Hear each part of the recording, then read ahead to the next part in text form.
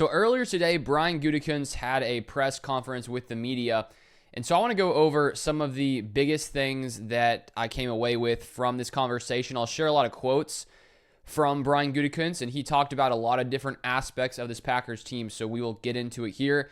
If you guys are new, you want more Packers content, feel free to subscribe to the channel down below. So first off, here we have from Aaron Nagler, who says, here's a quote from Gutekunst. It says, Gutekunst, when asked if Jaire will be in Green Bay next year, we'll see. We're working through that. He certainly could be. We got to get him out there more. Not being able to be out there at his best has frustrated him, and that has obviously frustrated our team too. So that's not a very,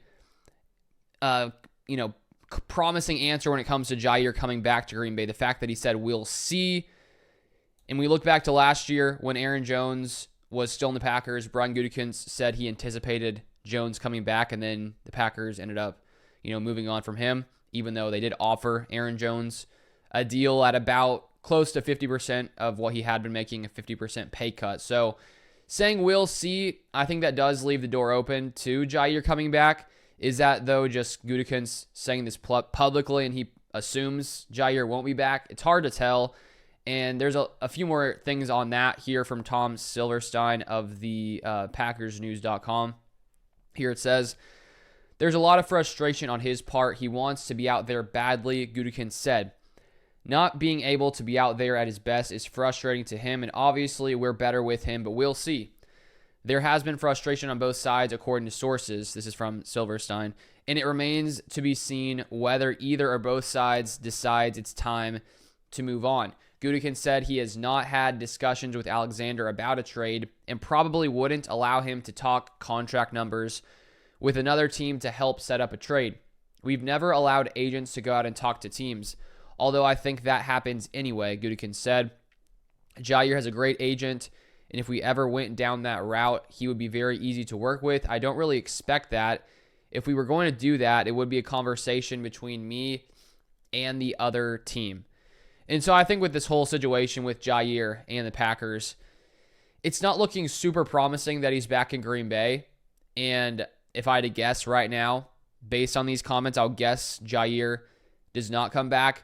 And maybe it is some kind of trade, because I assume there's some team out there that will be willing to give something to get Jaire, considering he's still going to be under contract for a couple of years. So even though the Packers could technically release him, I assume there's a team out there that would be willing to give over some kind of draft capital. Not sure what it would be, considering Jaire is in his late 20s and he's had a lot of injuries, and so maybe teams aren't willing to trade a lot to take on his contract, but there could be some team out there. So that's something where there's still just going to be a lot of uncertainty heading into, the new league year. And then here we have from Zach Kruse, Packers GM Brian Gutekunst today.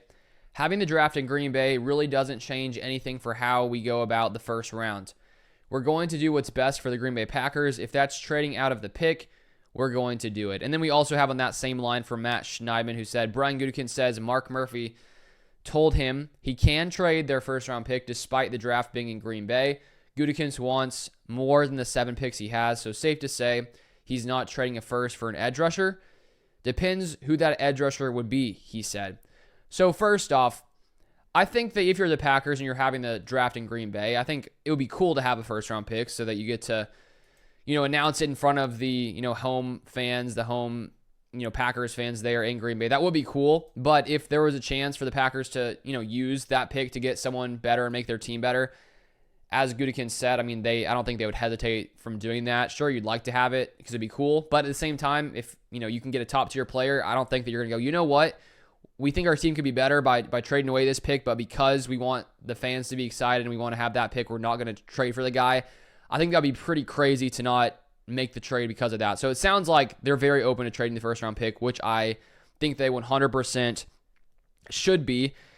And Gutekunst says, depending on who the edge rusher was, they could be willing to trade for that edge rusher. So I don't really want to read into that too much. I think that Gutekunst has said, if there's a guy out there that we like and we feel that he'd make our team better, they'd be willing to pursue someone. So, we haven't really seen the Packers trade first-round picks much in the past, but I was reading through some recaps of the press conference and the discussion that Gutekunst had with Packers media, And it did sound like in times past, there were times where the Packers were willing to part with the first round pick in a trade, but the other team seemingly ended up wanting more. So it's not that they wouldn't or they haven't been willing to do it. It's just that it hasn't full on worked out. So could it happen this year? I mean, with Myles Garrett, Max Crosby, that could be interesting. Maybe it happens.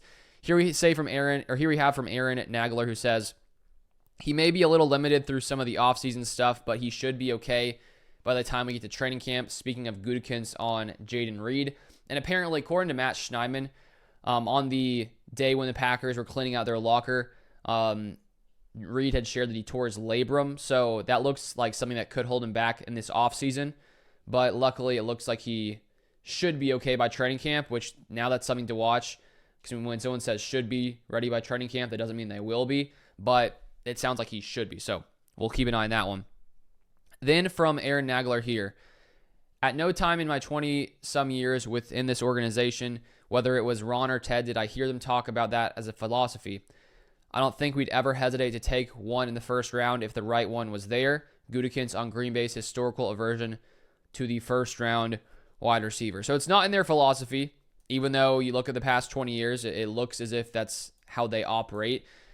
And so while they maybe haven't talked about it, I would assume that each year when they're in that position and they're looking at which players are available, it seems that, wide receiver typically isn't the one that, when they're in the first round, they feel is the best value to draft consistently. So even if it's not necessarily a philosophy, clearly they have a way of doing things where it leads to other positions being of more value or other players being of more value to them in the first round. And I would assume that the success they've had in round 2 over the years, like Devontae Adams, other guys like that, Randall Cobb, you'd assume that even if they're not necessarily saying that they're not going to draft a receiver round 1, when in the back of your mind, it works in the second round a lot, why would you use it in the first round? So that's interesting there. And then we have a few more quotes here. We have from Andy Herman. He has some quotes from Gutekunst, who says, "We need to affect the quarterback with 4. It needs to be more consistent. We need to be able to control the game. That's going to get better if we're going to accomplish, or that's got to get better if we're going to accomplish our goals." And he says, don't expect Goody to stay status quo on the defensive line. So this is something that Gutekunst seemed to talk about in his, end of season press conference interview about the Packers needing to be better on the D line.